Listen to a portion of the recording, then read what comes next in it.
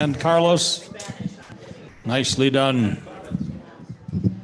We're just about ready to get started. We will do a little bit more music in just a little bit, obviously, because we're going to have some devotions and such. But we're just about ready to begin. We got to make sure we got everybody down here.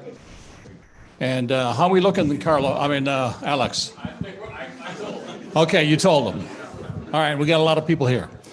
Okay, so once again, welcome. This is day 2. Okay, should we isolate them because they're talking? All right. So should we isolate them because they're talking? Hello, everybody. All right, welcome to day 2. Day 1 was fantastic. If you had an opportunity to be here, we had a lot of fun, and we plan on having a lot of fun today as well. We're going to do some devotions here in just a little bit, but I just wanted to get some highlights. What are some of your thoughts about how we're doing so far? Yes, please. You think you're doing good? Excellent. All right. Anybody else with any kind of insight that they think they've gained? Beverly got something to say. Beverly? I feel joyous. Ah, joyous. Particularly about the children, the junior youth, and the youth, because our future is secure. Yes. Our future is in your hands, right? Yeah, very nice. Very nice. Okay, so we'd like to start with some devotions. So I want you to be thinking about what you could do if you want to contribute. We had some beautiful prayers from the young people yesterday. If somebody would like to sing, offer a song, offer a prayer. Are you getting up, Carlos, to offer something? Offer a poem. Or a poem. I love the spoken word yesterday from Maria. Beautiful. Is she coming up? There you go.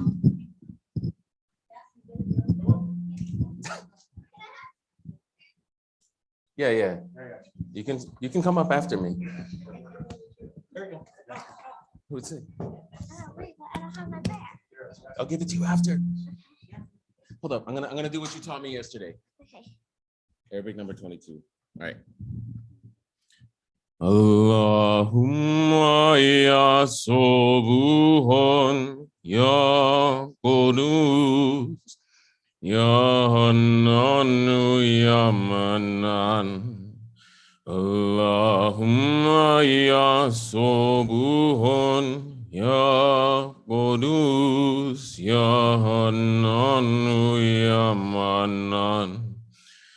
Farij lana bil fazli wal ihsan. Innaka rahmanu manan. Innaka rahmanu manan.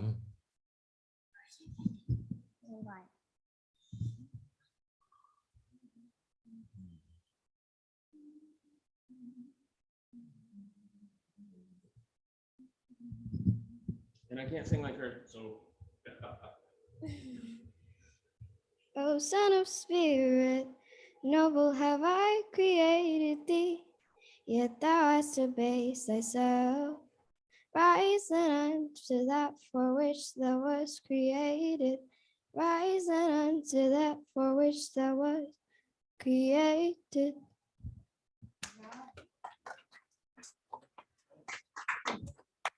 Thank you very much. Once again, we try not to applaud. We try not to applaud the prayer, but certainly the courage that it takes to come up in front of everybody. So wonderful, wonderful. Anyone else have something they'd like to offer? Prayer, a song? Cambis, please. And Maya will as well. Excellent. You want to be over there? Okay. Yeah, we want to try to get some recording on it. We're going to try to bootleg sell this and.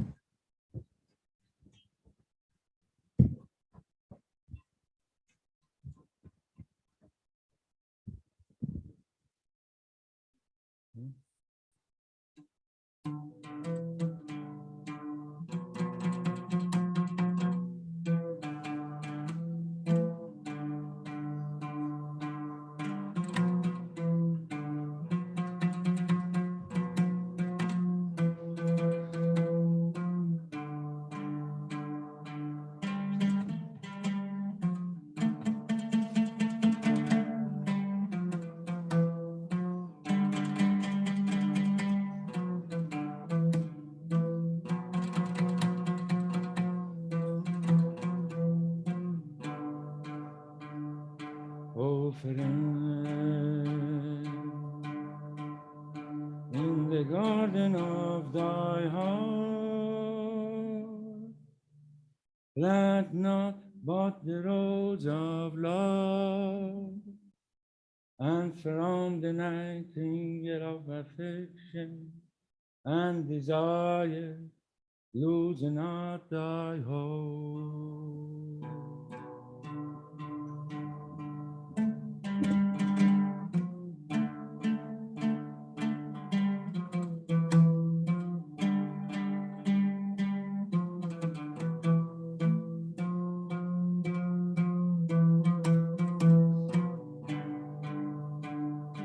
Treasure the companionship of righteous, and eschew all fellowship with ungodly.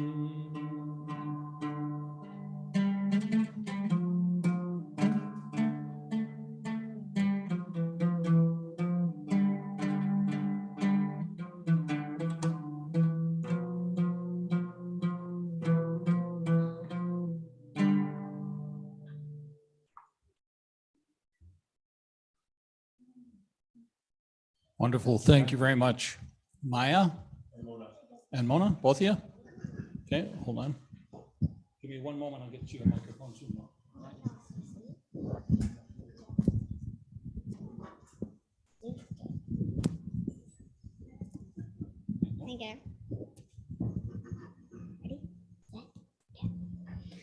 O Son of Spirit, my first counsel is this.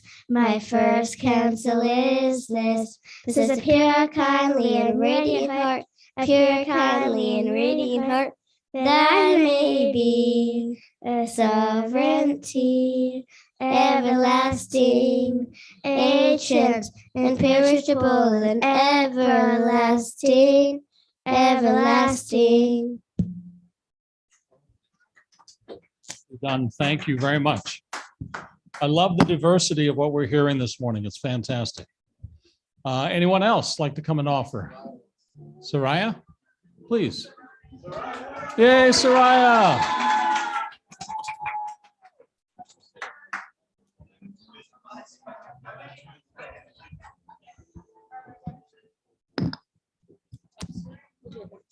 Okay. O man of two visions, close one eye and open the other. O man of two visions, close one eye and open the other. Close one to the world and all that is therein, and open the other to the hallowed beauty of the beloved. Wonderful, wonderful. Tony, would you like to do something? Yeah, we do have time to learn a song. We're going to learn a song this morning, which is great.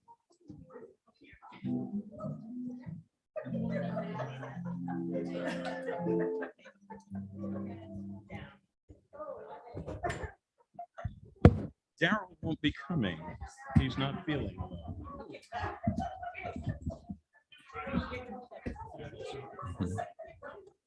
Folks, first of all, I'd like to say you probably noticed if you were here yesterday, and Daryl isn't here today. He's not feeling well, so send up some prayers for him. He won't be able to come today. The chorus of this song, everybody knows, because it's God is sufficient unto me. He verily is the all-sufficing, in him let the trusting trust. But there are some verses. We won't bother learning the verses, but but here's the chorus.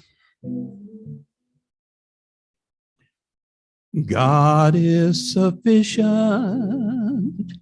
unto me. He verily is the all-sufficing. In him let the trusting trust. In him let the trusting trust. That's the way it goes.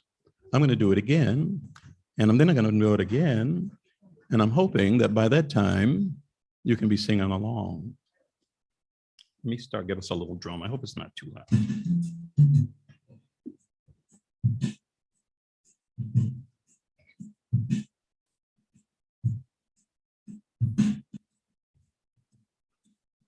God is sufficient unto me.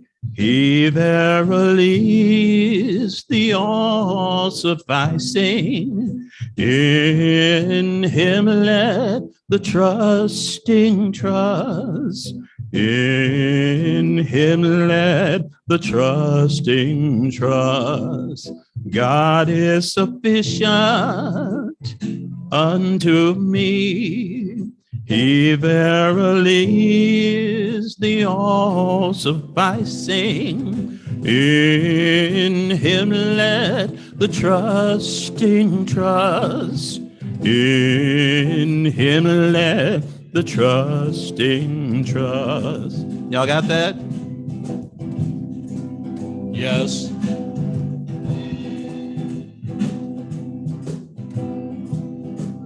Sometimes this life seems full of darkness,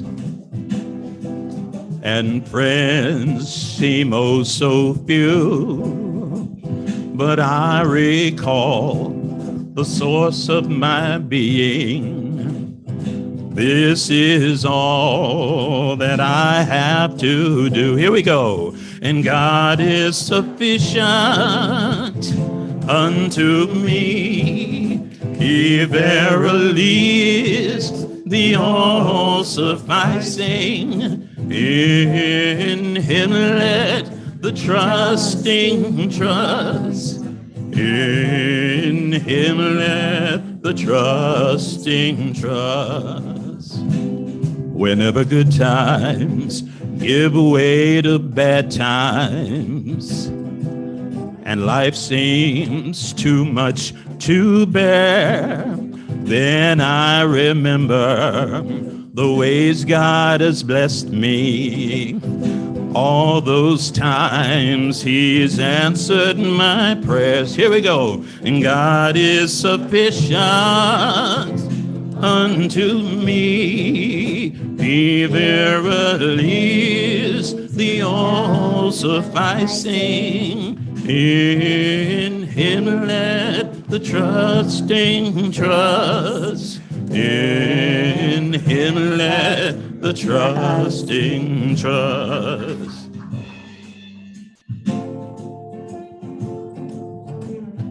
God is sufficient unto me. He verily is the all-sufficing. In him let the trusting trust. God is sufficient unto me. He verily is the all-sufficing. In him let the trusting trust. In him let the trusting trust. In him let the trusting trust. In him let the trusting trust.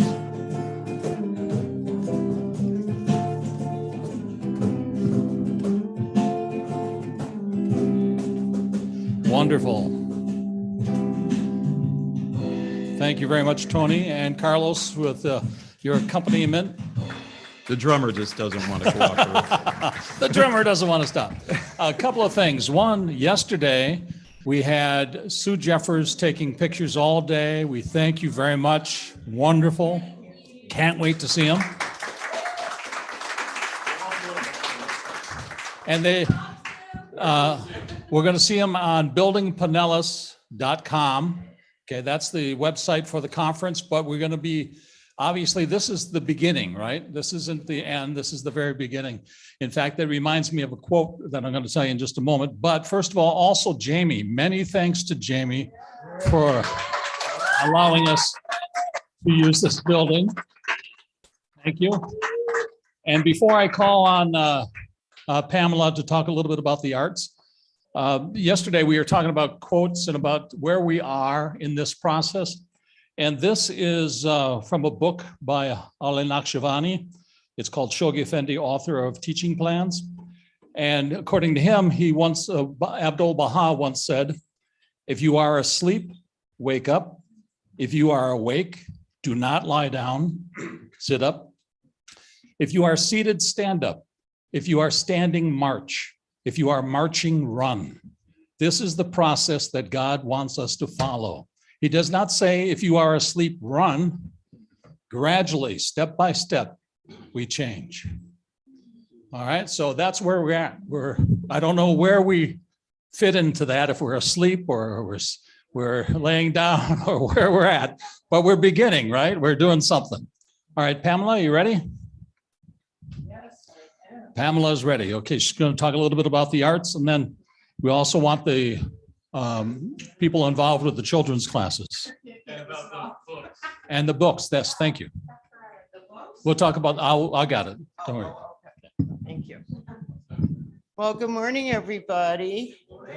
Does everybody, well, I don't know, I'll just start from the beginning with the three arts interactive quotes displays, I'm going to call them. In this room right in front of me is a table with a variety of arts and crafts and literature and paintings of different kinds. And so there is a basket on that table with some white cards and pens.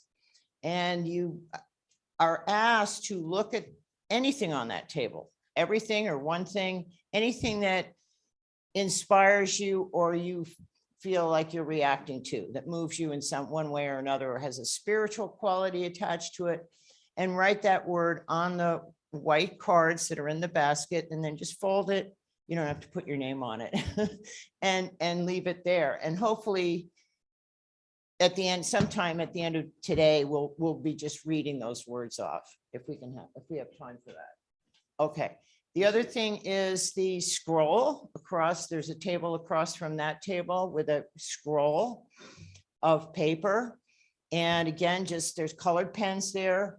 As you go by and feel inspired to draw a picture or write a word on there. Be nice if it was related to the theme that we're discussing, but that doesn't have to be that way.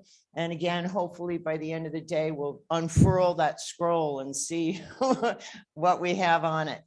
And then in the room where the coffee and donuts are being served, there is a paper tree, and I'm glad to see the paper tree has a lot of leaves on it. There are colored leaves in a basket next to that tree. And it's a similar idea of writing a word of inspiration or a spiritual quality that you think will help move the faith along, and or about the oneness of humanity. And so hopefully there are 250 leaves that I cut out. I want you to know. So I'm hoping every one of those leaves end up on the tree with a word on it. Okay. And I just wanted to read something from the right. Can you hold that for me? Just I know I'm not going to take much longer. I thought this was amazing. Well, it's all amazing. Okay, this is from Gleanings from the Writings of Baha'u'llah. Every word that proceedeth out of the mouth of God is endowed with such potency as can instill new life into every human frame, if ye be of them that comprehend this truth. All the wondrous works ye behold in this world have been manifested through the operation of his supreme and most exalted will, his wondrous and inflexible purpose. Through the mere revelation of the word fashioner, issuing forth from his lips and proclaiming his attribute to mankind, such power is released as can generate through successive ages all the manifold arts which the hands of man can produce. This verily is a certain truth. No sooner is this resplendent word uttered then its animating energies, stirring within all created things, give birth to the means and instruments whereby such arts can be produced and perfected. All the wondrous achievements ye now witness are the direct consequences of the revelation of this name. I'm done. That's it. She's done. Yeah, I have nothing better to say. There you go. Very good. Thank you very much, Pamela. So I don't forget to mention, down at the end of the hall, at the very end, there's a table with a whole bunch of Baha'i books. They are free to take. All right, so grab one. There's boxes underneath that have more in them as well, but go ahead and take a look through them. They're yours to take, use, and there's a lot of good words in them, right? So, all right, so now we need the announcement for children's and junior youth program. So do we have them peeps here? You have a question? I will take Yeah. the junior youth. You're going to take the, with Lauren? Where's Lauren? Oh, our little preschoolers. Lauren here? Okay. Well, I got for preschoolers. We need help with the junior youth. No, we don't. We don't need anybody. 6 to 9. Follow the lady in the stripes. 10 and 11? Ish. All right. I think we're close to being where we need to be.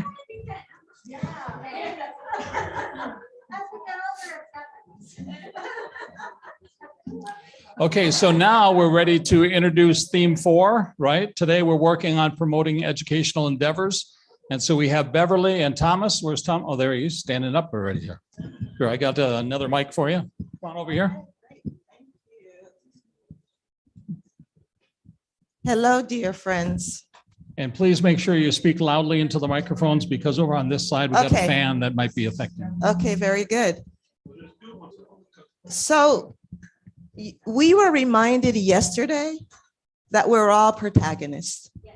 That everyone in this room and on this entire planet can contribute to the betterment of humanity. And so I'm going to test you to see if you were awake yesterday.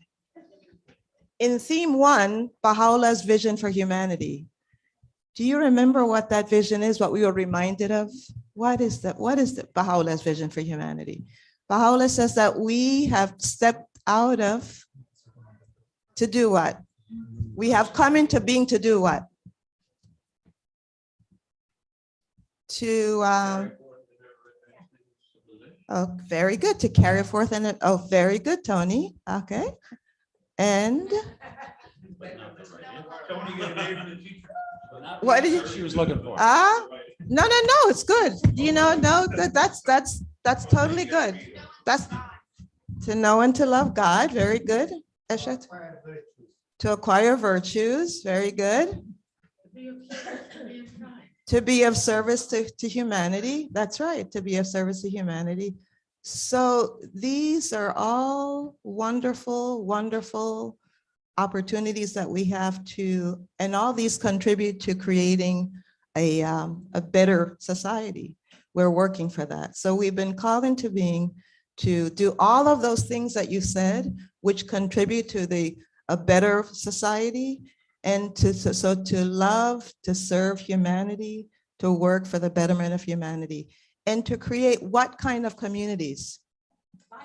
Vibrant communities. And what are some of the qualities and attributes of a vibrant community? What are some of those qualities and attributes? Engage in social transformation. Yes, Jim? Children's classes, devotionals. That's right. So to educate our children, to help to direct and help our junior youth to navigate through the challenging times that they go through. And what about, what else? Prayer, that's right. To serve humanity, That's correct. And what are some of the attributes or qualities that were mentioned yesterday of a vibrant community? Is it maybe justice? Eliminating all prejudices, working for the oneness of humanity? All are welcome. All are welcome. That's right. All are welcome. So in these vibrant communities, everyone is welcome, right? Okay, very good. You guys got 100. You got 100%. You got 100%. Justice, freedom of prejudice. Okay, all right. Very good. And we also yesterday looked at the distance that we've traversed.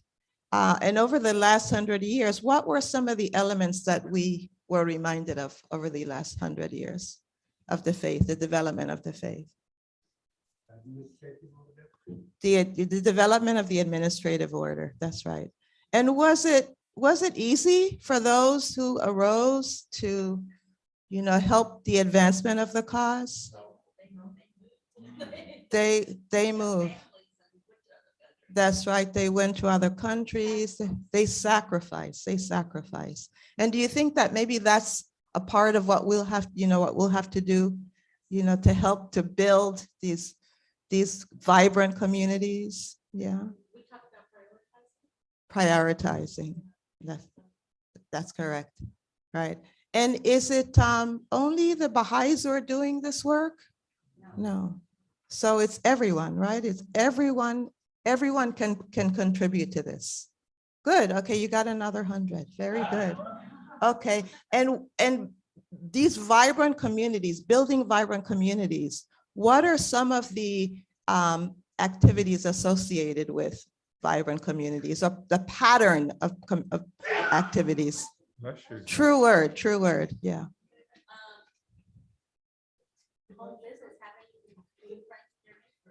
Being friends with, engaging with your neighbors.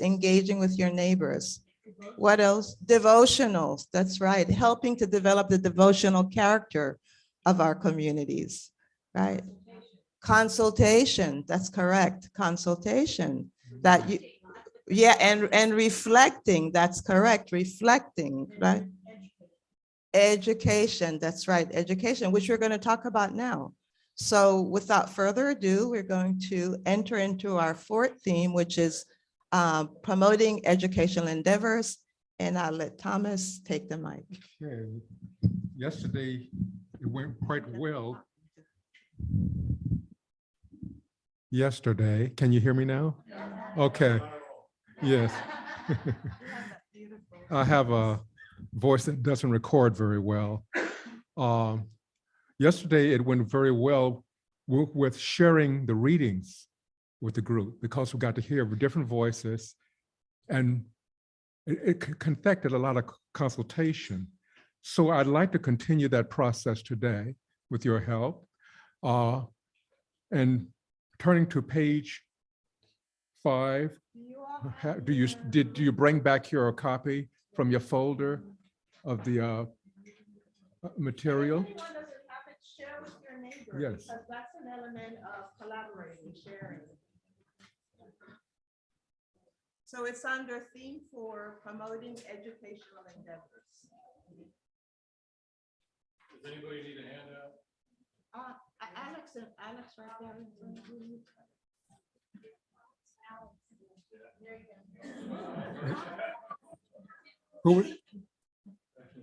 Anybody else need a handout? Virginia. There should be. I'll go check. No. Oh, okay. Virginia.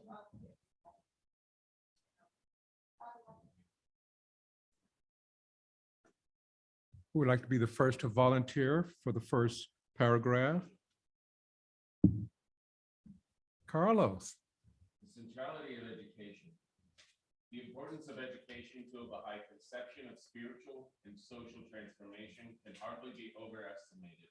Consider, Baha'u'llah states, the revelation of the light of the name of God, the educator. Could you continue to the next paragraph? Regard man as a mind rich in gems of inestimable value. education can alone cause it to reveal its treasures and enable mankind to benefit therefrom. Now think about that for a moment. We're thinking in terms of the name of God as the educator. And now we're to regard man as a mind, not as a chest, not a drawer, but a mind rich with an estimable value, gems of investable value. That means they haven't been found yet. They haven't been polished yet. They have to be found through individual search. So regarding man as being rich with an estimable value, education alone can alone cause it to reveal its treasures and enable mankind to benefit therefrom. What that says to me is that it's only through this process that we begin to recognize the true value of every human being. What is contained within, the person themselves may not even know. But the process that you go through polishes that, helps them to burnish that, so it begins to reflect light from it. So the discovery is through the process, that mining process, the process that we use and that we're building on now and we're learning how to do now, is to discover what those gems are, what those abilities are, what those skills are. And by doing so, then we're able to fill our chest. And depending upon the size of our chest, the capacity of our chest, is how many of those gems or skills we can put in there. Any other ideas about this quote?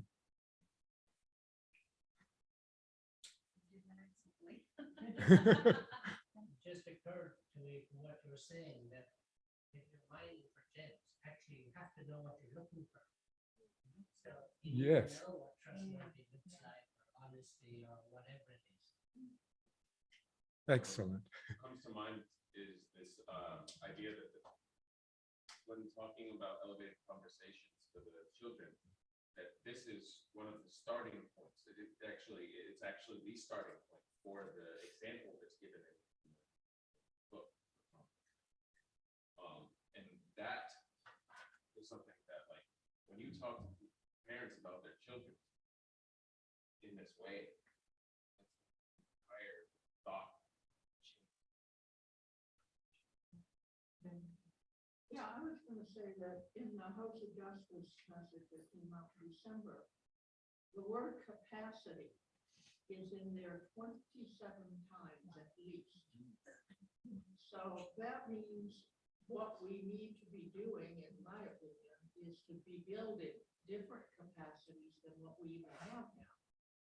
And, you know, one of the things, Sylvia and I have worked together on several occasions, and one of the things we are trying to do is take some of the people who don't usually do things and increase their capacity in standing at the microphone or whatever. You know, so giving other people those capacities that, you know, we normally just give to Beverly Thomas. And letting other people get those inspirations and those that knowledge. Thank you, Linda. Yes, Matthew. On the way in the car, we were listening to House of Justice speaker. Big speech, and they're talking about race unity in the United States. And he addressed the Baha'u'llah, he said that each race has a diamond, a jewel, a ruby. You guys familiar with that? And Indians, every culture has a different stone. And when light goes through it, all these stones at one time, and it's true that they figured out. And of course, it's and the center, where it all comes together, it's a color of bright white. Yes.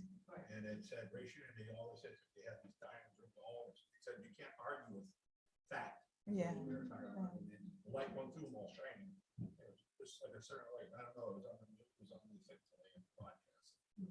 Thank you. For some reason I heard it, and I listened to the Thank you. I don't know where it's coming from, beans, I don't know. The book came over there.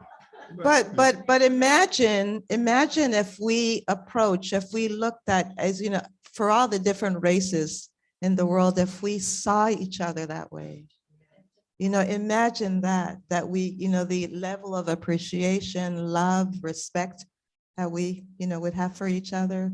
So to view each other that way. Yeah, that's right. Yeah, Susie. White is the transmittance of color. That's right. And black is the absorbing of all. Yes. Yeah. It's just beautiful in itself. Yeah. The other point I made, if one's missing, it can't be white. Yeah. It can't be. That's right. So he was thinking God made them all stuff for a reason. That's right. That's right. Thank you for making me remember this. Yeah. That's beautiful. Okay. The next quote, anyone? Yes. Thank you, Maria. Divine education is that of the kingdom of God. It consists in acquiring divine perfection, and this is true education. For in this state, man becomes the focus of divine blessings, the manifestation of the words, let us make man in our image and after our likeness. This is the goal of the world of humanity. Mhm. What does that say to you? Sounds contradictory to me. Divine education is that of the kingdom of God. And it consists in acquiring divine perfections. And this is true education.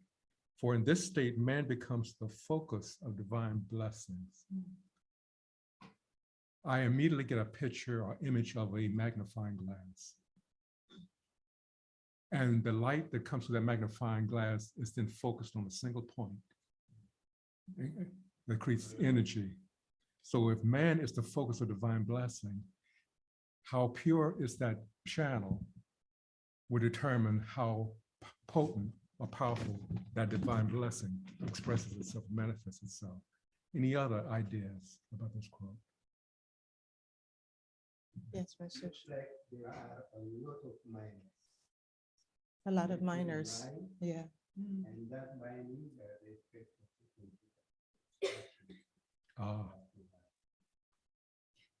I think it's, yeah, sorry, Mr. Ashatu. So we have to have that spatial understanding. Yeah. And learn Mhm. the divine education. Yeah, I think it's interesting that it says, this is true education, right? Divine education, right? I was gonna say exactly Yeah. what Yeah, Beverly said. yeah, yeah. That, and if we think of the focus in the world today on education, when parents, for example, talk about getting their children educated, what is the focus? Jamie?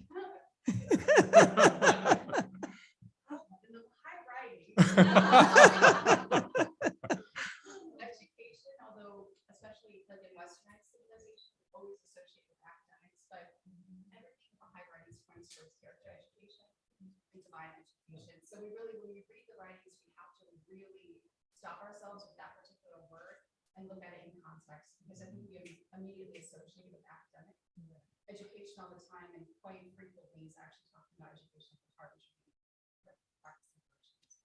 and the understanding of God. Right. But it's not in any way negating material education, but it's saying that the foundation is that character, those divine attributes.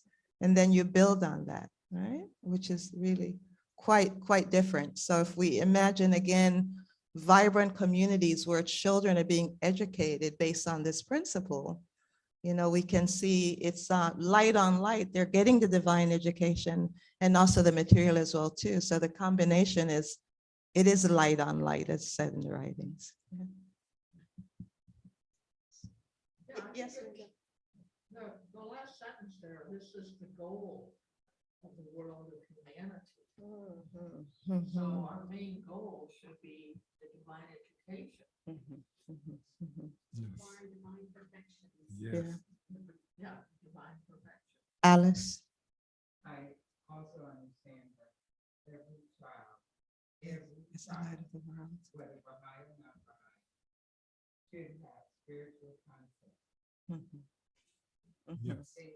They deserve that. Yeah, yeah, And the world of humanity consists more than Baha'is. yeah. Yeah, and we have to remind ourselves that this historical conference, these global conferences are exactly that. For us to, the doors of the faith are open to all.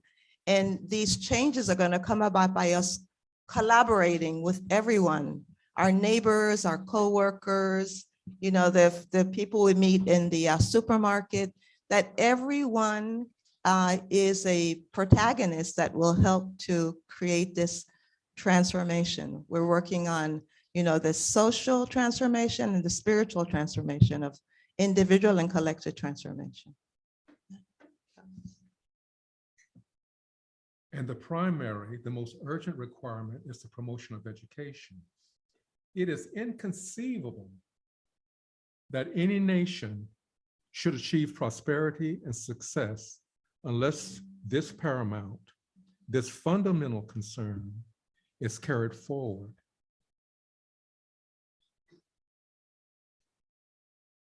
That statement is interesting in the sense that when you look at history, that's just the case.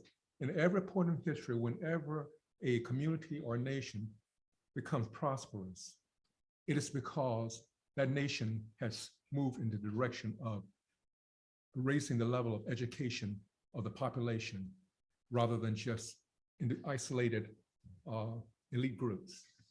It's when they start becoming inclusive, that's when prosperity comes in. Anyone would like to try the next section, the next quote? So, yeah, okay. Is this under the importance of the Institute process? Yes, the importance. So this large theme is the importance of the Institute process in building both the capacities for service and the ability to contribute to the development of the local community and society. So if someone would read the significance of it, Kathy, thank you. How far do you want me to go?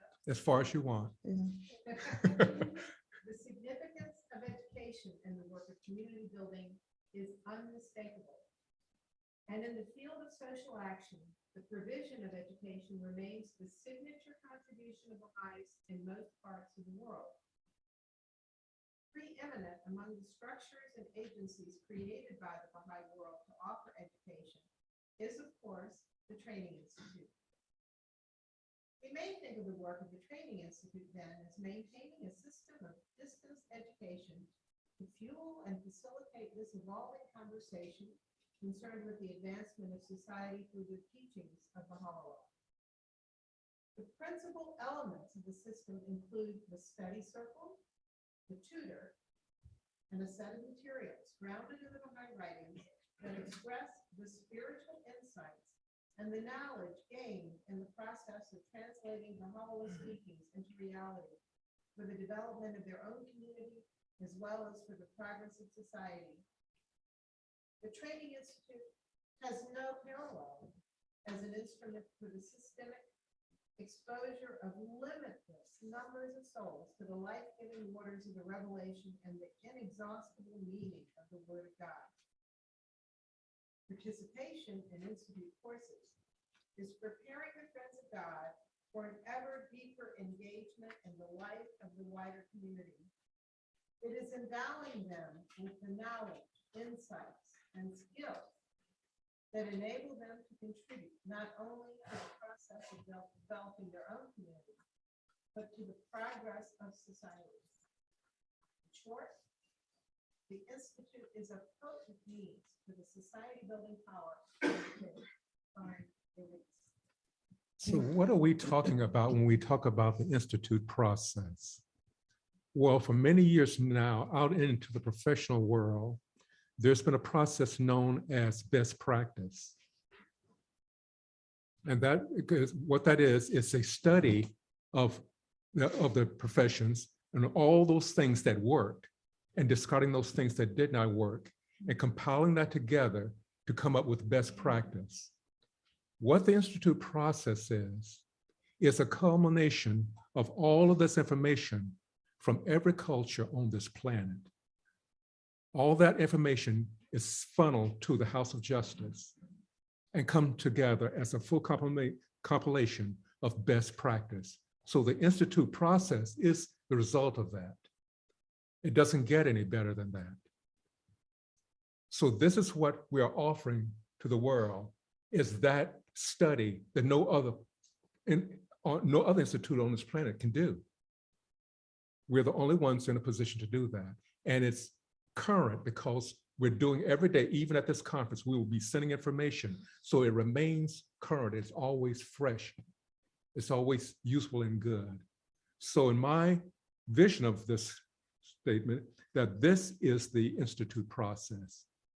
And so with that in mind, that it comes from all cultures, then no matter who goes to the training, it is relevant. They can relate to it. There are to relate to it because it is not for the didactic of understanding, but it is for the visceral understanding and the transformation of character. So with that understanding, that's what this quote says to me. Any other ideas? Kathy. Well, the bottom line of the institute process is building capacity. And bringing these gems out, because it's not passive. And one of the first things that was noticed when it was introduced more widely was that in societies where there were people whose voices could not be normally heard, for example, in cultures where women didn't speak in front of men, where young people didn't speak in front of their elders, all of a sudden women and youth started speaking up, because within these study circles, they are given the freedom to do so and empowered to do so. And so the whole idea that everyone is their own protagonist and doesn't have to be subservient to anybody is a major grounding of the process, and that we can all raise ourselves up and those around us. And the Institute process, it described it. What are the elements of the Institute process? There's a tutor, who is not sort of an all-knowing person, but someone who's collaborating and learning with the participants. They're the materials, right? And what is the capacity, the underlying capacity that we're developing in all of these courses of the Institute? The capacity to do what, Alice? Transform ourselves to service. We're developing the capacity to serve, the capacity to teach children, the capacity to animate junior youth, the capacity to what? There's so many. The capacity to have conversations with our neighbors, with our coworkers. That's correct. So, and who can participate in these Institute courses? Who? Everyone. So we should be doing what?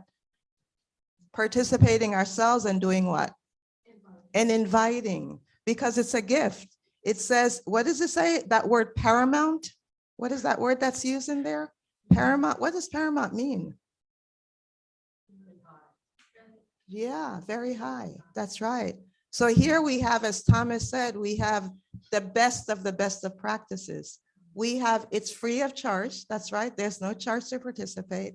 And it's one of the greatest gifts that we can offer to ourselves and to our friends, our neighbors, our coworkers, the gift of this. Yeah. Protagonist. It's one who works toward accomplishing an objective.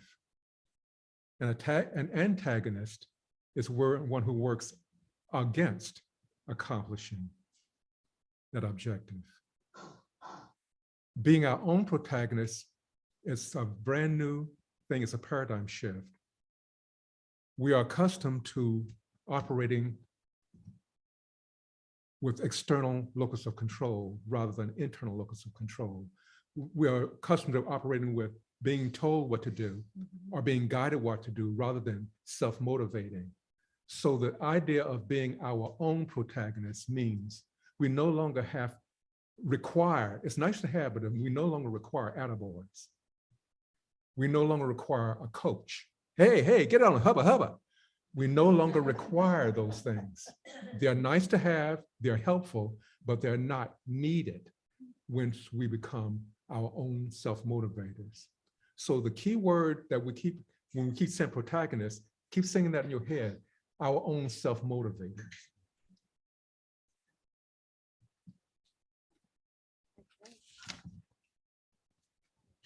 The next section,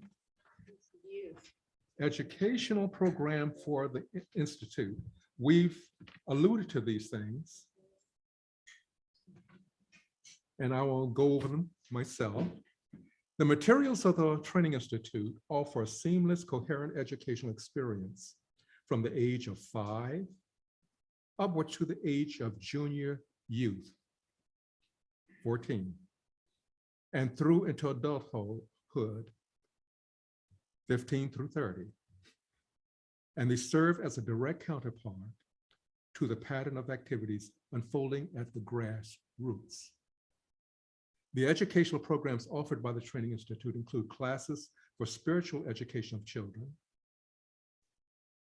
the Junior Youth Spiritual Empowerment Program, and Circles of Study. Children's classes establish a sustainable system for child education that will keep pace with both the growing concern among parents for the youngsters to develop sound moral structures and the rise in human resources in the community. The key word, sustainable. What we are to do is that which can be sustained. A study circle is a small group that meets regularly to study the course material. Anyone age 15 or older, whether Baha'i or not, is welcome to take part. The group is brought together by a tutor associated with the Training Institute. All those participating are seen as active agents of their own learning. And tutors strive to create an atmosphere that encourages individuals to assume ownership for the educational process in which they are engaged. A study circle should be a space that leads to spiritual and moral empowerment of individuals. Now, the training of a study circle should be done at the same time of an action process. It's not the other way around. Traditionally, we get an education, and then after we get the education, then we look for a way to use it. In the process where we're talking about, you look for a way to be part of for service. You look for a way to be of service. And when you look at that and what your needs are in order to accomplish that, then you go to the appropriate training process. And you do that at the same time so that it becomes relevant to what you're doing. When you are studying, it becomes very relevant. You say, I recognize that because I need to do this, this, and this. Then the transformation takes place. It's not just sitting up here in your head. It becomes a part of you, and you become the process. You become with the training. Any ideas from anyone here of these things that I just read, these quotes? Or any experiences that you have yourselves, in the Training Institute process, anything, any learnings or any observations? Fariba.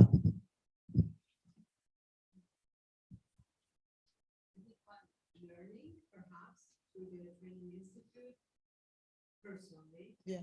I used to think that I always have to invite a speaker for a fireside. So through the Training Institute, I really learned that I can speak.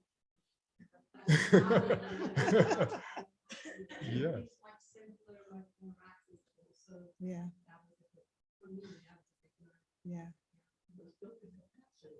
Yeah. Yeah. So all amazing how beautiful and wonderful the Universal House of Justice is and our Baha'i institutions that, that this capacity to help us to become protagonists, to help us to become responsible for our own education, and then, helping to disseminate and help others to also become educated, that these are being developed through these, these courses that we're taking, this process of being engaged. The Institute process does something else also. It's related to relationships. Lillian, relationships. Okay. And ask these questions, basically. So institute is a process. It's not an end result. It is not a course. You are not taking a course. You are learning how to connect your spiritual being with the writings of the faith. Basically, it teaches us how to ask questions. Because if we go and analyze how the structure of these books are, it tells you, yes, you have to know things by memory, you know the writings, the holy writings by memory, but it has no action in you as a protagonist that you mentioned, unless you decipher it and understand the meaning that you have to apply in action.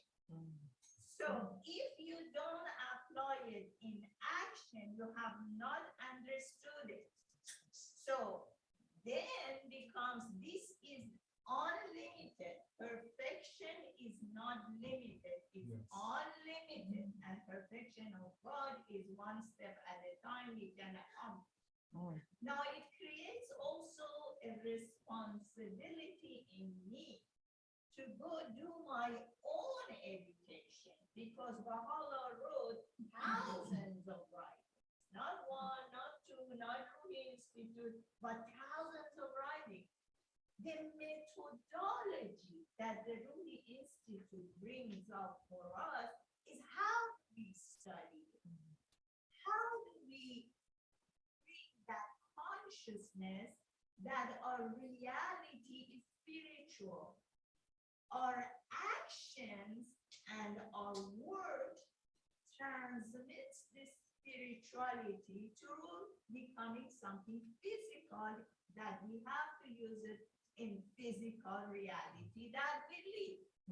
So the depth of the institute is a lot. And we have to understand that depth of what we are doing to be able to invite others to join us. We are not service project. We are not an institution that promotes only service. We are connecting the word of God through our own transformation with our action to create unity of mankind. This is a completely new concept. And to understand that concept, we have to go through this process. And the element is, if we don't understand that, we cannot train our youth to understand it. So our involvement and understanding grows as we do it. And that's the process of learning, applying, and collaborating, and being actually able to incorporate all the mankind. And we saw yesterday in the movie that it is possible. It is not utopia. It is nothing.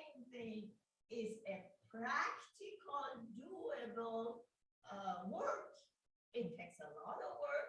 It takes a lot of change and transformation, but we have to be conscious about that. And one element that it shows us, the institute process, that we need each other. There is no point of saying God said that everybody's going to do. No, this is the reverse.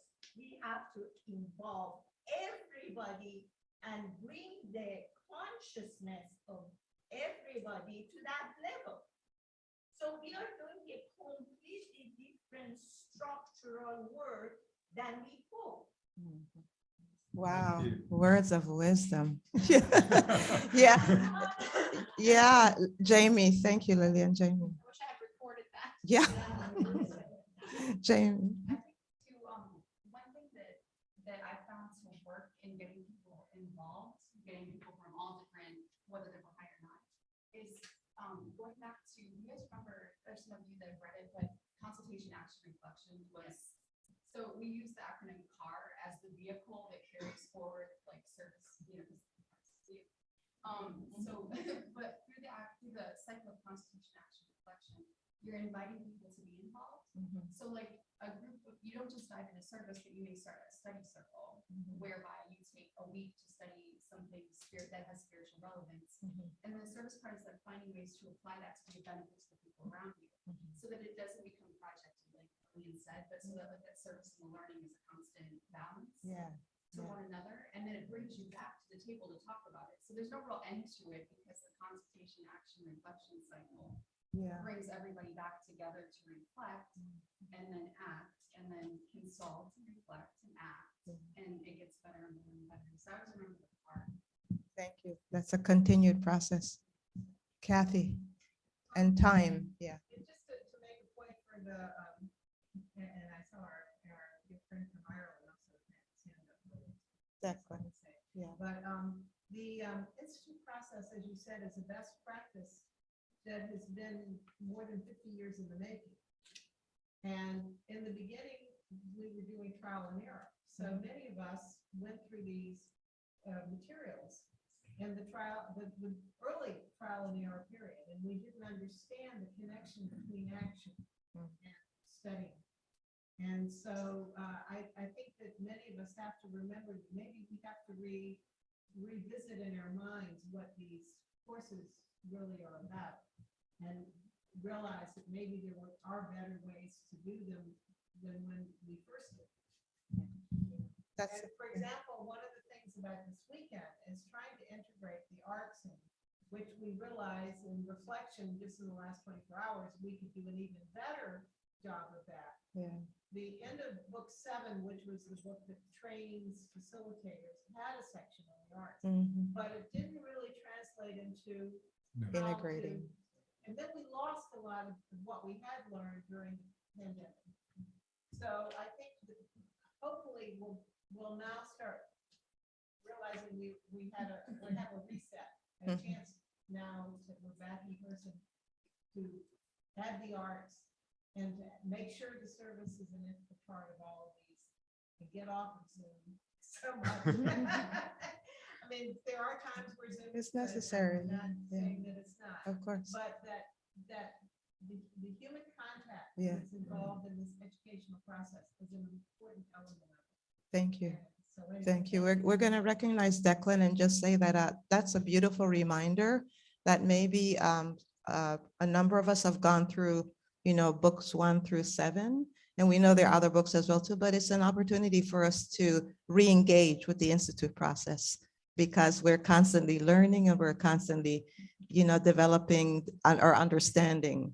Yeah, so Declan, did you want to say something? I was just going to say that what we struck me with the letter of 13th of December, it talks about the quality. And then it lists a whole lot of things, methodology, pedagogical principles, etc., etc. And it just painted a picture of me of the future. Of these. We've seen what's happened in the last 25 years. First of all, people thought, well, I'm doing the book, what's next book? Yeah. But it's much more than that, and the people are beginning to grasp that it's not just about understanding concepts, but how to become better able to express them in our conversations. And I really like what the letter talks about. It paints a picture of a wonderful path ahead. Yeah. We're going to move on. It also, in your comment, it reminds me that the letter also indicates that it's really radically revolutionizing education itself. And if we can think about the implications in the future, now and going forward, if we think about education the way it is, the way it's administered now, and using this institute process, the empowerment of individuals and how it will help the society to be even become more elevated. So it's wonderful. One quick last comment. And I think one of the main things the institute process does that the schools don't do is teach us how to think. Thank you. Thank you very much. Yeah, and we touched on youth. So the importance of youth, and that to empowering youth to become engaged in this process. And now we're going to view the exemplar. It's a film about Abdul Bahar, the son of Baha'u'llah and our center of the covenant. Yeah, we're gonna just, thank you, Alex. The first half, and then we're gonna have discussions.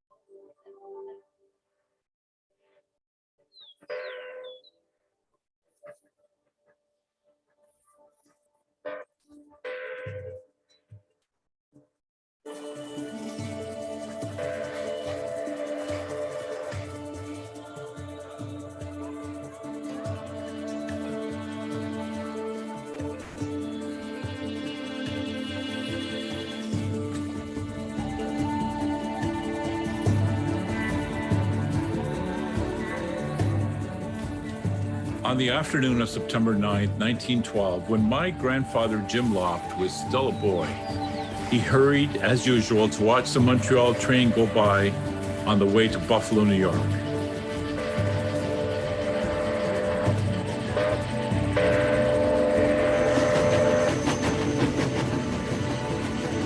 The sight of a man with silver hair, wearing a long robe, and waving to him from the train so overwhelmed Jim that he actually fell off the fence.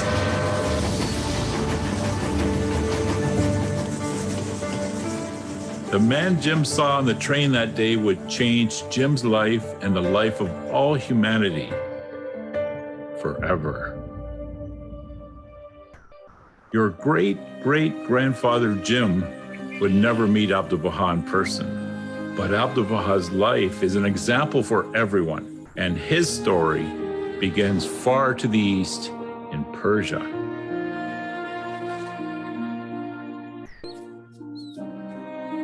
Abdul Baha was born in Tehran. His parents, Baha'u'llah and Nawab, adored him. At his birth, he was named Abbas, meaning lion.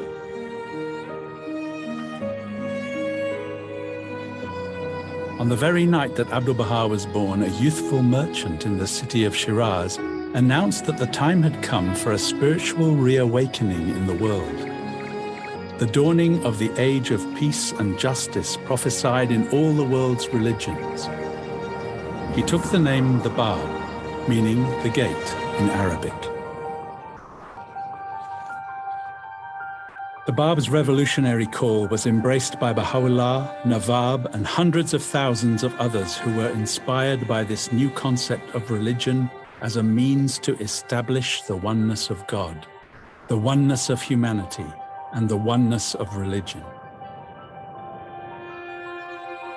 The Bab claimed to be preparing the way for a new messenger, one greater than himself. Many in the government and in the clergy feared losing their power over the people. They rose up, intent on extinguishing the light of the new faith, and in 1850 executed the Bab. This persecution eventually saw thousands of his followers killed for their faith. Despite Baha'u'llah's noble lineage, he was thrown into the Black Pit, a foul dungeon in Tehran. Abdul Baha and his family lost everything. At every moment, they worried about the fate of Baha'u'llah. During this time, Abdul Baha's mother, Nawab, resorted to offering a handful of flour to the children when no other food could be found. Suffering under a chain so heavy that it would mark his body for the rest of his life, Baha'u'llah experienced a revelation from God.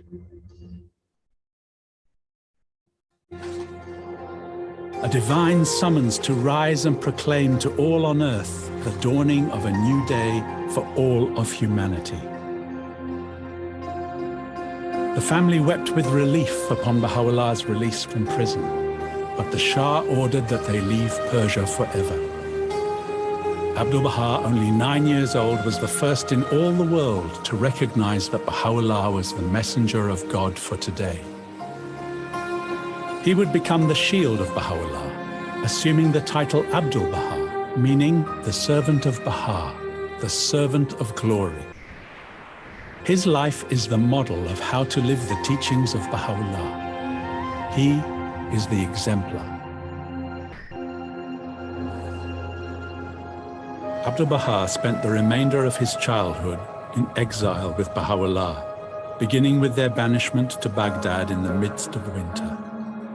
His younger sister Bahir would always remember that cold and the bravery of her older brother. We were all insufficiently clothed and suffered keenly from exposure. Riding upon a horse, Abdul-Baha's feet, ankles, hands, and wrists became swollen and caused him great pain. Despite his pain, Abdul-Baha did all he could to ease the suffering of others, especially his father. During their 10-year exile in Baghdad, Baha'u'llah withdrew to the mountains of Kurdistan to prepare himself for the mission with which God had entrusted him. Young Abdul-Baha prayed day and night for a reunion. 2 years passed before Baha'u'llah's return. Abdul-Baha's sister remembered. My father walked into the house. The meeting between my brother and his father was the most touching sight I have ever seen. Abdul-Baha threw himself on the floor before him, and Baha'u'llah wept over his boy. Abdul-Baha would later recall that the taste of the dry bread and dates of those days had been sweeter than all the other food in the world. The days when from Baha'u'llah's pen had streamed such a torrent of exalted writings night after night until dawn. Threatened by Baha'u'llah's growing influence, the authorities again exiled the family, first to Istanbul, then to Edirne, where the first photograph of Abdul-Baha was taken. Baha'u'llah began to allude to the profound spiritual destiny and unique station of his son.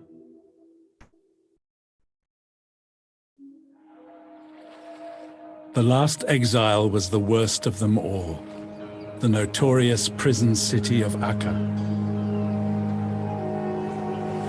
Arriving under the most appalling of circumstances, Abdul-Baha's sister Bahir Khanum remembered how concerned her brother was for the dignity of the women. At that time, there was no landing. It was necessary to wade ashore from the boats. The governor ordered that the women be carried on the backs of the men. Abdul-Baha protested. He procured a chair, and with the help of another, he carried the women ashore. In the early days of their confinement in the citadel, several friends died. Everyone else became sick. Abdul-Baha washed the patients, fed them, nursed them. He took no rest. When at length Abdul-Baha had brought the rest of us through the crisis, he was utterly exhausted and fell sick himself. For 2 full years, Baha'u'llah, Abdul-Baha, and the other exiles were confined in the citadel, the prison within the prison city's walls.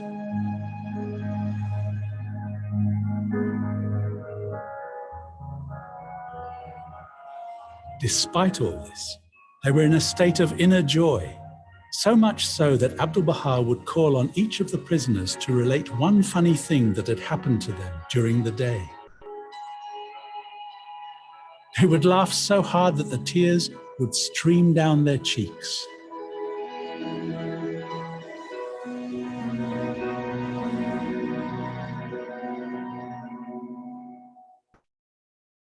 Across the bay from Akka, the sacred mountain of Carmel had for centuries awaited the day celebrated in ancient scripture when it would see the glory of the Lord. In his later years, admiration for Baha'u'llah resulted in fewer restrictions, and he would walk on Mount Carmel with Abdul-Baha, who recalled, he would time and again praise a certain spot on Mount Carmel, saying what a pleasant and agreeable place it was, and what a splendid view it offered. That ground was blessed by the footsteps of Baha'u'llah. There were a few cypress trees therein, and the blessed beauty frequently sat under their shade. he pointed out to Abdul Bahar the very spot where a befitting mausoleum should be constructed to receive the remains of the Bab. At this point in time, Abdul Bahar did not own the land, did not know the owners or builders, and did not have the finances, and the remains of the Bab were still in Persia. Abdul Bahar set about the arduous task of fulfilling Baha'u'llah's instructions to him.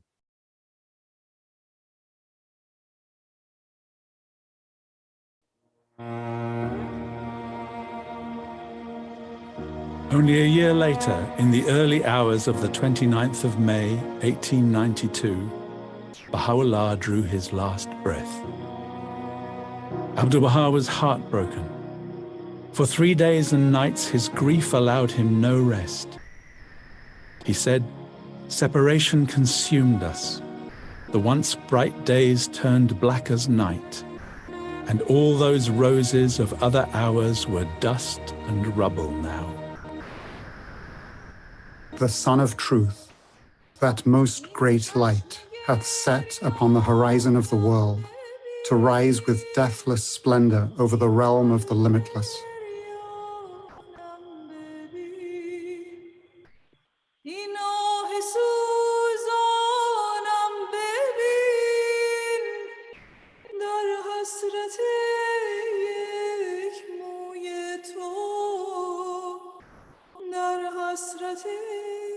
Abdul Bahar sent a courier to Akka to convey the news of Baha'u'llah's passing.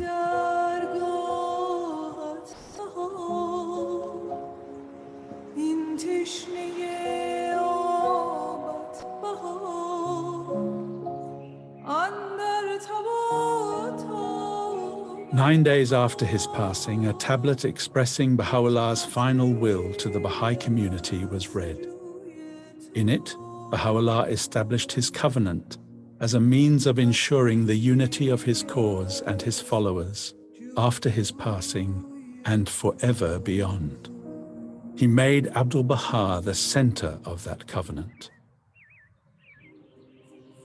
The setting of the sun of Baha'u'llah was not followed by the dark of night, but by the reflection of its glory in the moon of the covenant, lighting the path ahead towards the attainment of Baha'u'llah's ultimate purpose, the unification of humanity. Baha'u'llah likened Abdul Bahar to the branch sprung forth from the tree of holiness, a branch that God had elevated so high that his benevolent shadow would encompass all of humankind. We have made thee a shelter for all mankind, a shield unto all who are in heaven and on earth. God grant that through thee he may protect them, may enrich and sustain them, that he may inspire thee.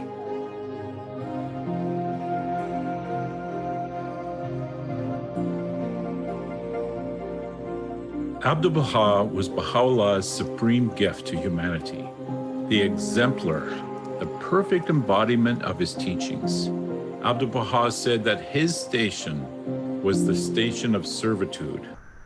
His humble life of service is an inspiration for all who aspire to a fuller spiritual life. There are so many stories of individuals and communities inspired by Abdul Baha's example of how to be of service, how to overcome obstacles, and contribute to the oneness of humanity.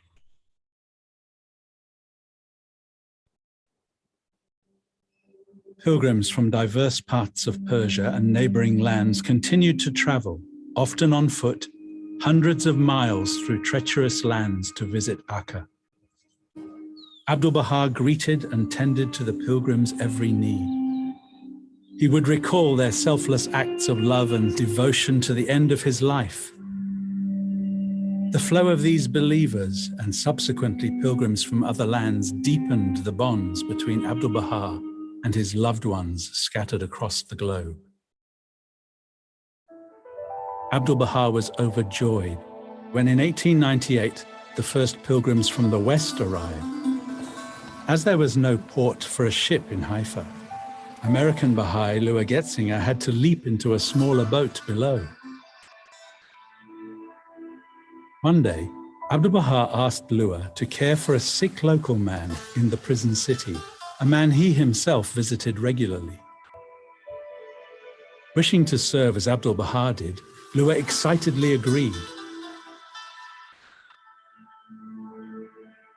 But when she arrived at the man's home, she was appalled at his condition and afraid she'd catch a terrible disease. Lua rushed back to Abdul Bahar, who firmly told her that if we wish to serve God, we must serve our fellow man.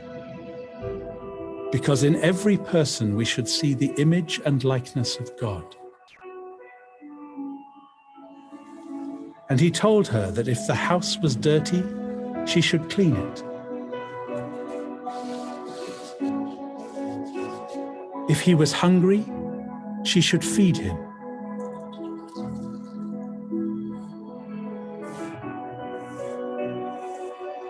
On another occasion, Abdul Bahar indicated that all effort, if prompted by the desire to be of service, is prayer.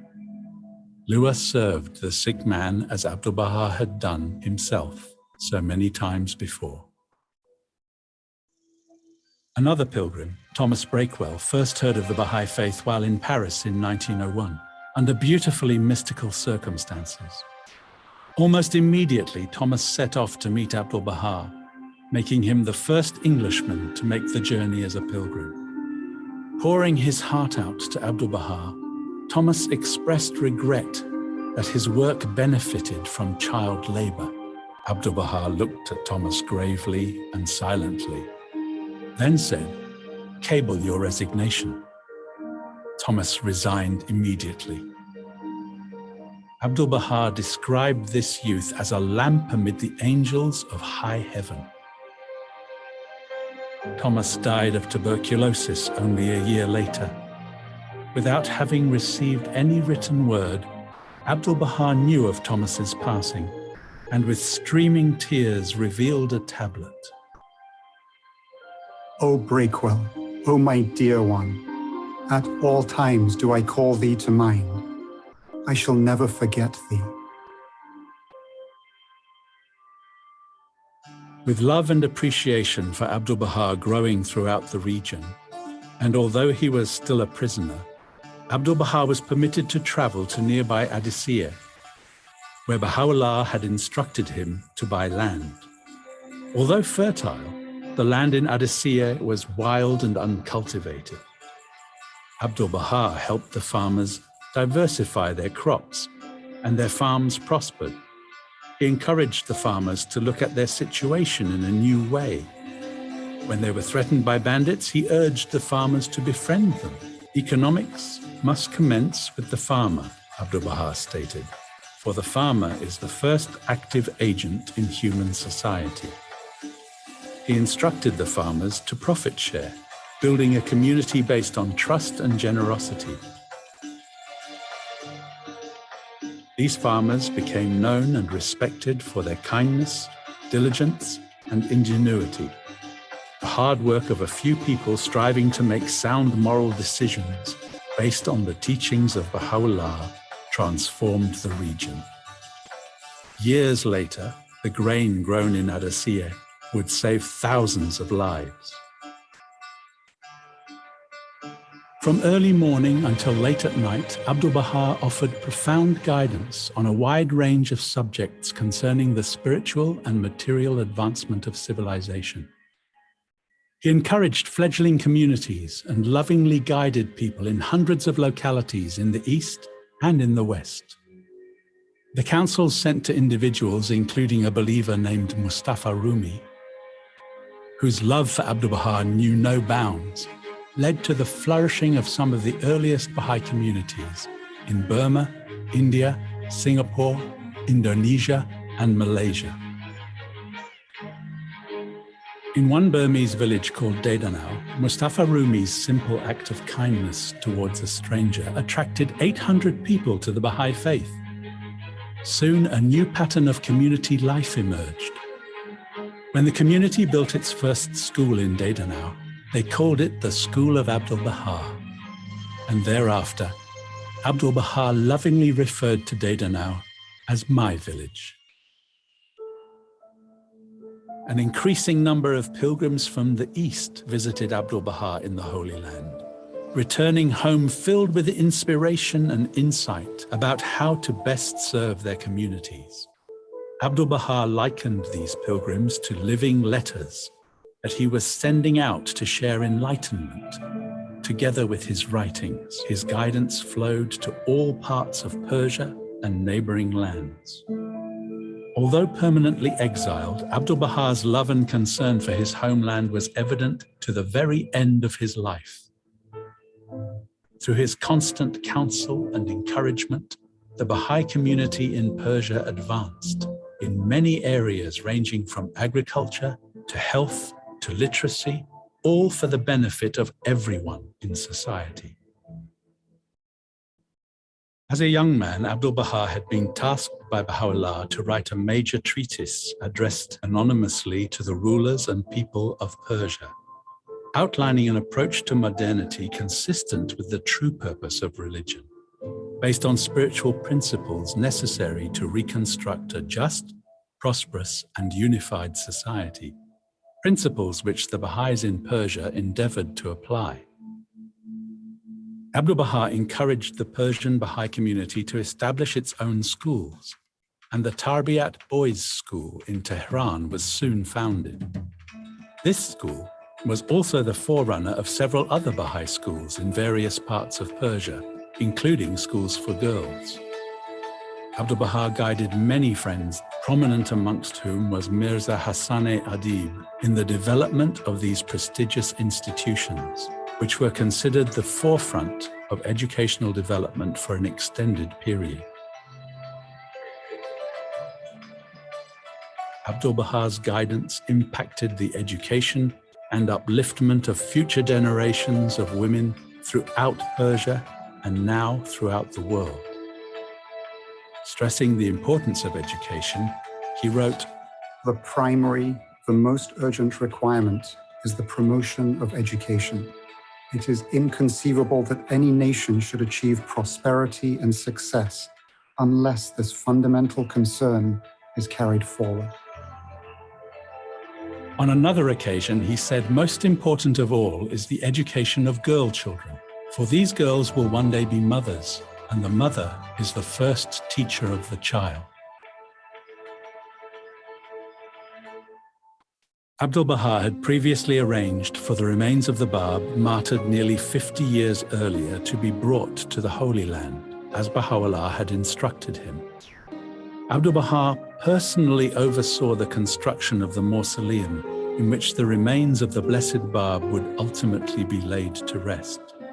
At one point, he stated, "Every stone of that building, every stone of the road leading to it, I have with infinite tears raised and placed in position. In truth, my heart is filled with such great joy and gladness as cannot be described." The Burmese community lovingly carved the Bab sarcophagus from a single block of marble, naturally embedded with small rubies, and prepared for its transport to the Holy Land.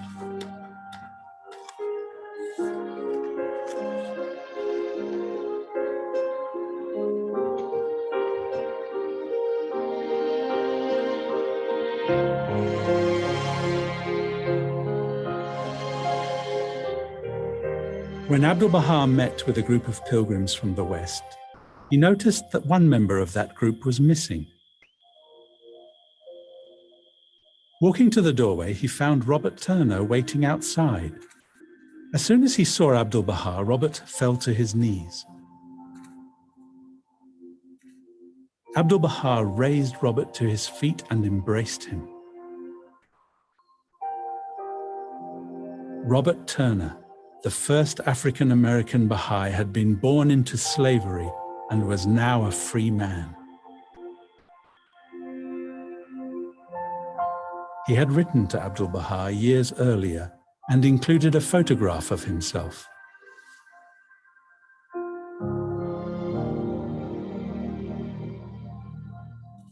Abdul Bahar replied, O thou who art pure in heart, sanctified in spirit, peerless in character, beauteous in face, thou art like unto the pupil of the eye, which is dark in color, yet it is the fount of light and the revealer of the contingent world. Abdul Bahar's acute awareness of the racial crisis in America caused him great anguish. For oneness is the pivot around which all of Baha'u'llah's teachings revolve. Baha'u'llah outlawed slavery in the clearest terms, saying, "It is not for him who is himself a servant to buy another of God's servants." Abdul Bahar told Robert that by remaining firm and steadfast in his faith, he would be the door through whom a whole race would enter the kingdom.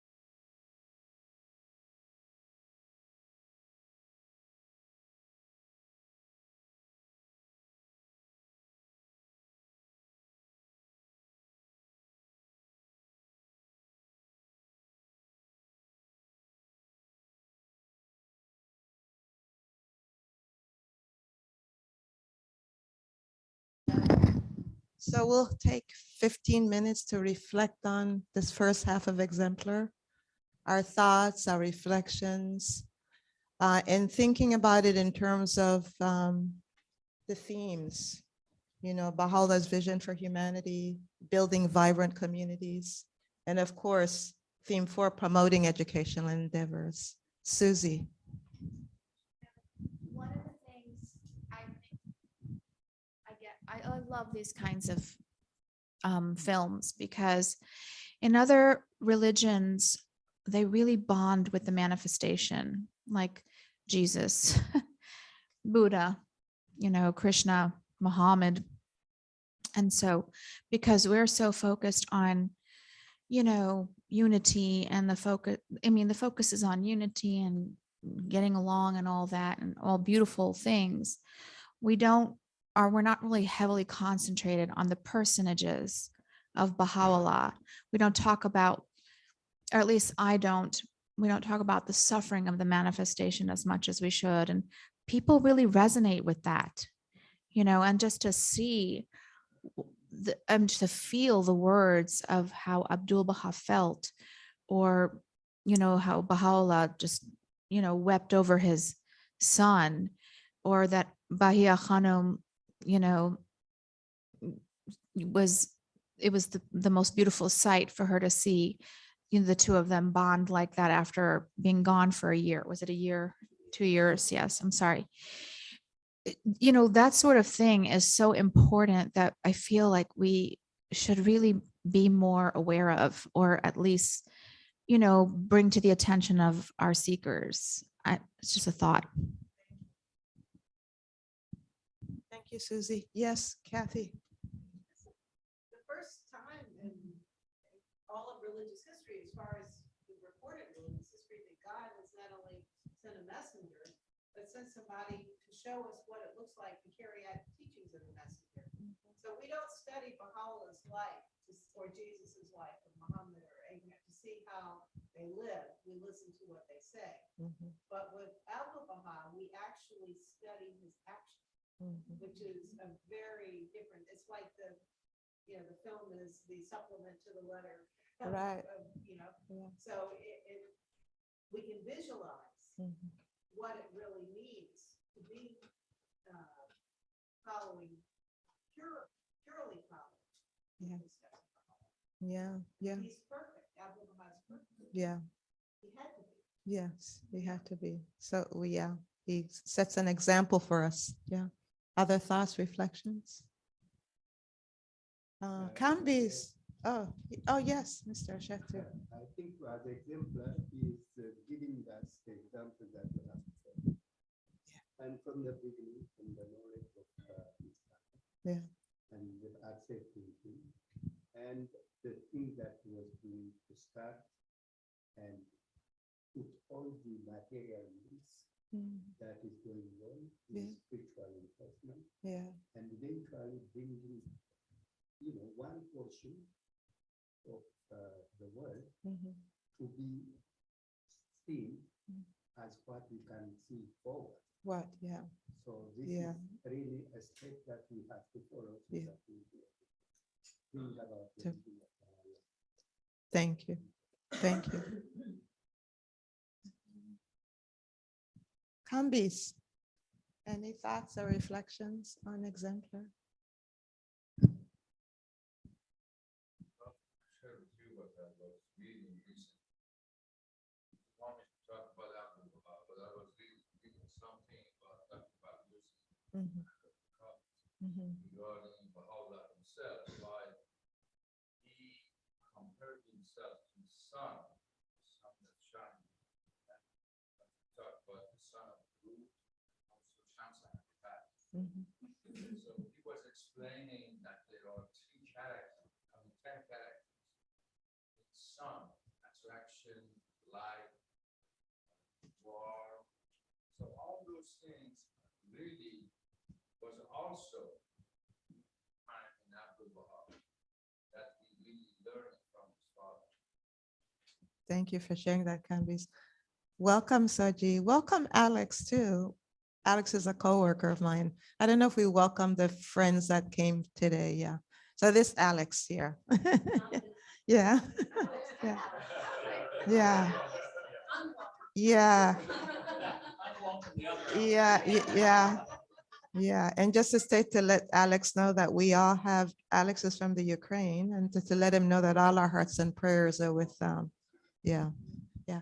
Any other reflections on the film? Yes, Pam. I'm just going to share a personal experience. I found out about the Baha'i faith, I think, towards the end of my 15th year, and I wasn't a good student in high school because I didn't care about what they were teaching there. It's like, what does this have to do with anything?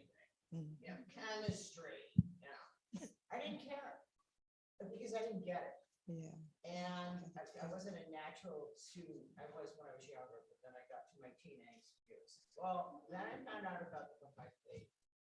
And then after learning, and we'll tell how that story went, but anyway, it completely changed my whole attitude towards the idea of education.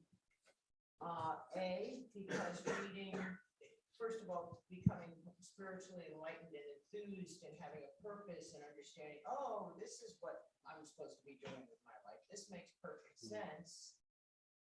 And then reading the Guardian's writings, because just getting through his one sentence, which is a paragraph long, it affects how you think and you learn new vocabulary. Yeah. And all these things started to happen. And all of a sudden I started connecting the dots in my head with why these subjects are, okay, more important, maybe not the most important, but more important, and that there's some light of truth in chemistry and world geography and whatever else I didn't connect to at the time, started to make sense. I ended up graduating with honors. And I'll tell you something, I believe it's because of my exposure and my interaction and how the faith affected me, especially in that age group, which to me is a very important age group at 15. Why you're 15 when you can declare it, hello. So anyway, I know this is sort of a personal story, but to me, the spiritual enlightenment itself is an education, but it can also have a direct effect on what we consider standard education or what you might learn in the university or college or wherever. Yeah. You know, Pam, I'm so happy that you shared that. And Tony, I recognize you because I think it really illustrates how much spiritual transformation can impact social and material transformation. So, you know, and this I think is as we talk about promoting educational endeavors, and when in what we read earlier, it said that true education is divine education. So if we think about the world, the state of the world today and the state of education, imagine if that principle is implemented, how much it will transform, you know, the individuals and then in turn the society, how it will completely transform the society. Tony. I was just going to dovetail on what Pam was saying. You pretty much expressed it then.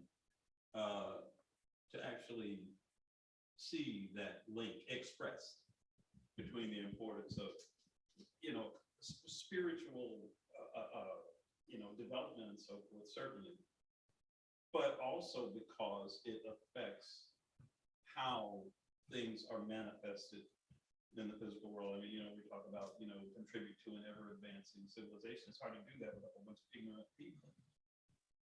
So it's, you know, it is to me absolutely beautiful that we have in these writings clearly expressed the importance of education that includes spiritual education, but isn't limited to that. I just think that is priceless. That's all.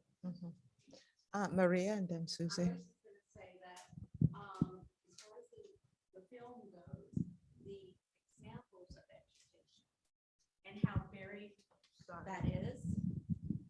The varied examples of education.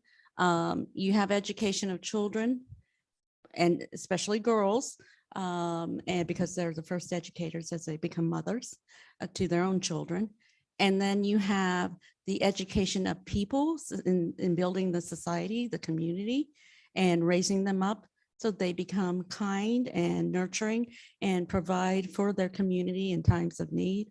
And then you have this distance education where you're out there in the world in places that you've never experienced before, and doing one kind gesture gets a slew of people attracted to what is it about this person?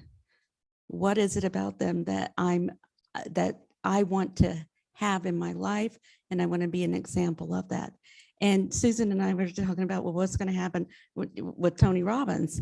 Because if we all become our own Tony Robbins, you know, we all become the motivators within ourselves, then we don't need somebody else to tell us that this is how it is. We already have the example through the exemplar. Well, what I was going to say is yesterday's experience with the woman who was here who kind of had a little bit of a meltdown. You know, there's an indoctrination that happens in some religions, and there are what we call, I guess, what do they call those Christians? Evangelical Christians.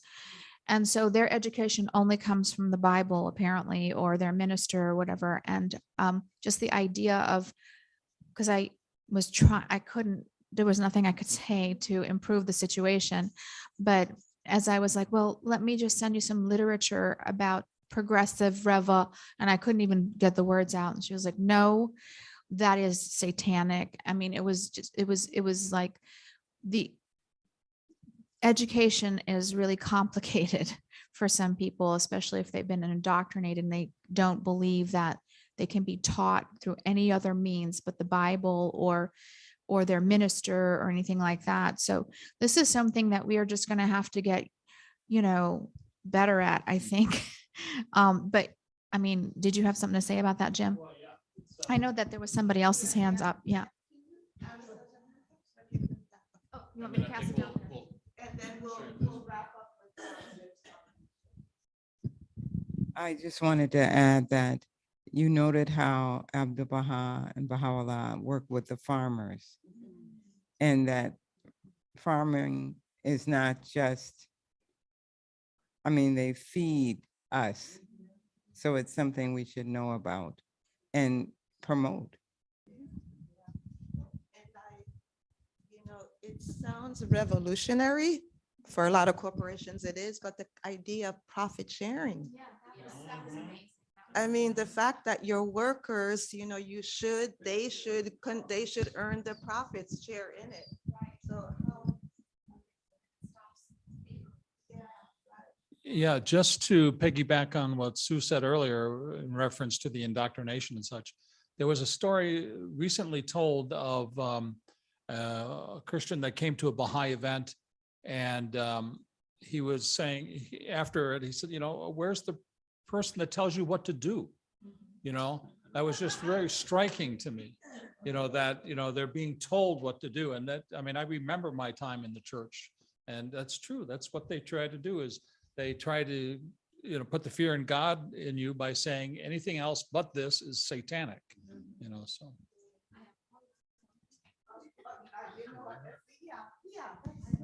It's okay. It's okay. It's okay. Yeah, it's okay.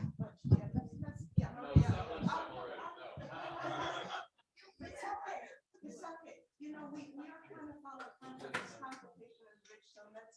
I guess the only thing is when Abdul Baha was going back to the exemplar, and how did Abdul Baha handle the situation with a clergyman who was very, very strong in his beliefs, and Abdul Baha listened and listened, and at the end, he embraced him. There was a vase of roses on the corner. Abdul Baha gave all of the roses and hugged the man, and so I think we have that example as how to, we're not here to twist anybody's arm or anything like that. Just love and Yeah, Maria, before I have you say that, I remind myself constantly that we're all in different places, spiritually and otherwise. And we, looking at the example of Abdul Baha, when we encounter souls like that, who are passionate in their belief, our response should be love and just listening. Our response is not to try to convince them, because they're not in that place. So we love them. And that love is powerful. They may walk away not hearing anything that we said, but they remember the love, the patience, the kindness. And that's Abdul Baha. So, that's what I'm reminded. We had a conversation with her as she was leaving for about a half hour. I think would you say, Beverly, it ended on a loving note with her? Yeah, that was excellent. Yeah, it got smooth though. Okay, so real quick, I had a situation where I was working, I was training a classroom of people, and the Baha'i came up in the conversation. And she says that she was a Christian, and she goes, and I said, we don't have clergy. And she says, well, how do you learn? And it was this whole societal thing where we couldn't learn unless we were taught. And of course we're taught, but we can teach ourselves too. We can train ourselves to do those things, to investigate on our own, those spiritual truths. How did we do it in the very beginning? Exactly. But that for a lot of people, that's so new. It's the fact that we can investigate truth independently, the fact that we can exercise that capacity, that's new. So we have to also remember that we're meeting humanity in an earlier stage of its development, but that individual has the capacity to evolve through love, patience, kindness. Pam, yeah. Very quickly. Yeah. The difference is we have the actual words of Baha'u'llah himself, which made a big difference to me. I mean, I'm not going to get into the Bible, but I think that's why those people feel they need some kind of translator of the Bible or whatever other holy book they're looking at, where in our case, we can read for ourselves. So that's a unique characteristic of the Baha'i faith. We know these are the words of Baha'u'llah. Correctly. We know these are the words of Abdul. Right. We know this is what showed the Effendi wrote. Yeah. So there's no Yeah. You can just read the writings for yourself. And at the same time, we honor all of the holy books of God, the Bible, the Quran, all of these books, we honor them for the level of education that they provided to humanity for the time in which they were revealed. Yes. Being able to read allows us to read. That's another aspect of the importance of education. Right, and there are only 14 pages that are of words that are attributed to Jesus Christ in the Bible. Yeah. So only 14 pages. Yeah. So look at what we have that Baha'u'llah has given us. But it's again, it's this process of evolution. We honor all the holy books for whatever degree of knowledge that they imparted for humanity based on the capacity of humanity at that time. So we also have to honor that as well too, that, yes. I had a question. Somebody were talking here around. Yeah. And they asked, who is the teacher? Who is the educator?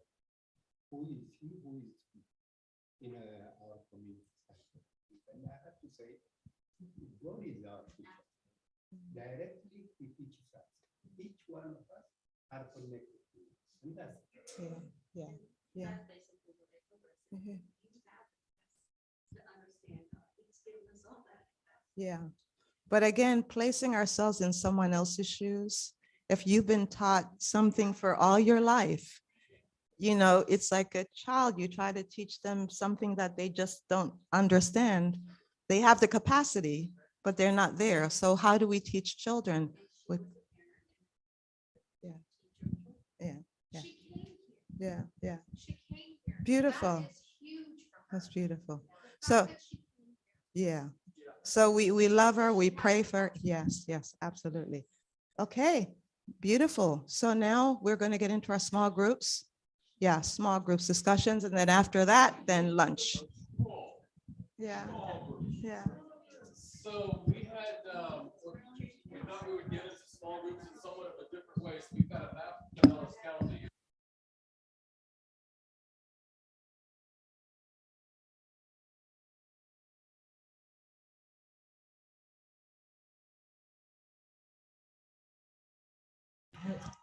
You can identify yourself wherever you live, but we're going to have 3 groups as we did yesterday. The facilitators will be different. So if you live in the north of Pinellas, should we just meet here? Is that in this room? Central Pinellas in the center room, and then South Pinellas in the third room. How's it divided? Well, that's a good question. What do you all think? Let's be protagonists of this conference here. We want to also have more or less sort of an equal number, more or less, of participants in each group. But what do you think? Where would be a natural, I don't know. I'm looking around trying to see where we're all from. What's the natural, obviously Tarpon is in the north, and is Palm Harbor in the north? Would we consider that? And then what, Clearwater and Largo area is central? I'm just sort of asking, and then St. Pete and south.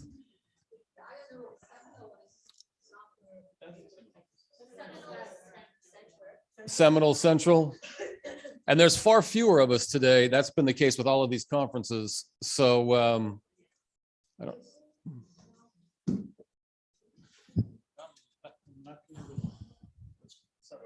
Okay. So I don't, and I'm just, are most people here from the north? Is that right? Yeah. Okay. Thank you.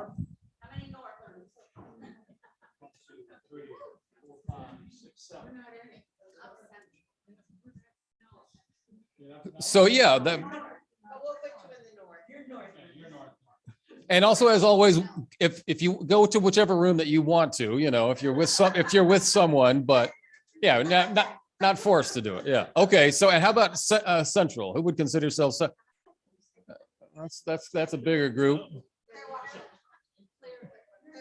Okay, that's a good size. And Jim and Maria are the facilities. And then how about the South, which I am? Carlos and Alice are going to be the facilitators for the South.